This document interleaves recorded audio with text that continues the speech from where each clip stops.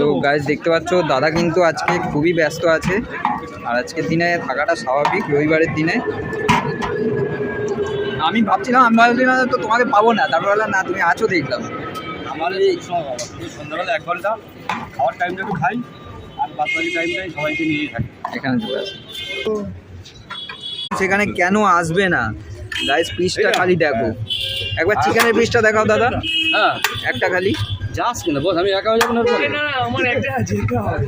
চিকেনের পিসটা একবার দেখাও একটুখানি। নিয়ে এসে খেয়ে যাবো তোমার দোকান।